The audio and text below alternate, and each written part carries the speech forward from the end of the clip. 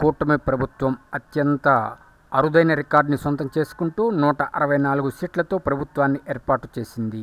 ఉండి ఎమ్మెల్యే అయిన శ్రీ రఘురామకృష్ణరాజు గారు RRR అని ముద్దుగా పిలుచుకుంటూ ఉంటారు. ఆయన ప్రస్తుతం ఒక కేసు పెట్టారు. కానీ పోయిన నెల 14వ తేదీ పెట్టారు.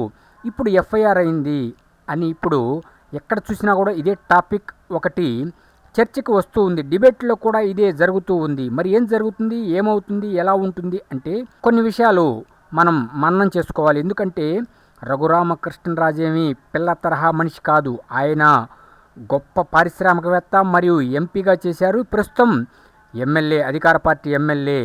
ఏదో ఊబుసిపోకో లేకపోతే రివెంజ్ తీర్చుకోవటానికో లేకపోతే అదో దానికో దీనికో ఫేమస్ అవటానికో ఆయన కేసు పెట్టలేదు. ఆయనకు జరిగిన అన్యాయాన్ని గుర్తు చేస్తూ నాకు న్యాయం చేయండి అని మరొకసారి పోలీస్ స్టేషన్ తలుపు తట్టారు. పోలీసులు కేసు నమోదు చేశారు. కానీ 14వ తేదీ కేసు పెట్టినా ఇప్పటిదాకా ఎందుకు వెయిట్ చేశారంటే దీన్ని బట్టి మనకు అర్థమైంది ఏమిటి అంటే వారు తప్పనిసరిగా ఈ కేసులో మెరిట్స్ డిమెరిట్స్ చూసుకొని ఉంటారు. మెరిట్స్ ఉన్నాయి కాబట్టి FIR కట్టారు. సో మరి జగన్ని అరెస్ట్ చేస్తారా చేయరా అనేది ఇప్పుడు ఎక్కడ చూసినా డిబేట్లో మీరు చూస్తూ ఉండొచ్చు. టీవీల్లో చర్చ ఇదే జరుగుతున్నది. ఏ న్యూస్ ఛానల్ పెట్టినా ఇదే చర్చ కంటిన్యూ అవుతుంది. అంటే ఇక్కడ కొన్ని విషయాలు పరిగణలోకి తీసుకోవాలి.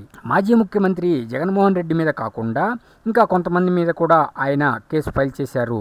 ఇక్కడ A1, A2, A3 ఇలా పెట్టుకుంటూ వెళ్ళారు. కొన్ని సెక్షన్ల ప్రకారం కేసులు పెట్టారు. FIR కట్టారు కాబట్టి తప్పనిసరిగా అరెస్టులు చూపిస్తే వారు కోర్టుకు వేసినప్పుడు అంటే 24 గంటలలోపు కోర్టులో సబ్మిట్ చేయాలి కాబట్టి సబ్మిట్ చేస్తారు. అప్పుడు వస్తే బెయిల్ రావచ్చు, లేదంటే రిమాండ్ చెప్పచ్చు. ఆ తర్వాత బెయిల్ తెచ్చుకోవచ్చు. లేకపోతే ఈ మధ్యలోనే ముందస్తు బెయిల్కి అప్లై చేస్తే కేసులో ఉన్న మెరిట్స్ డిమెరిట్స్ని పెట్టి వాళ్ళకి ముందస్తు బెయిల్ ఇవ్వచ్చు, ఇవ్వకపోవచ్చు. కేసు నడుస్తూ ఉంటుంది. సో ఏది ఏమైనా సరే అరెస్ట్ మాత్రం చూపిస్తారు. ఏం జరుగుతుందని మనం ఊహించలేం. అంటే తప్పనిసరిగా కేసు పెట్టారు. ఆ పేర్లు ఎవరైతే ఉన్నాయో వారిని అరెస్టు చేస్తారు అన్నది అర్థమవుతుంది. చూద్దాం ఏం జరుగుతుందో. కానీ ఒక్క విషయం మాత్రం వాస్తవం, ఈ కేసుని శ్రీ రఘురామకృష్ణరాజు గారు ఈజీగా వదిలిపెట్టరు అన్నది మాత్రం ప్రతి వాళ్ళకి తెలిసిన విషయమే. వైఎస్ జగన్మోహన్ రెడ్డి గారి పరిస్థితి ఏమిటి అనేది చూడాల్సిందే.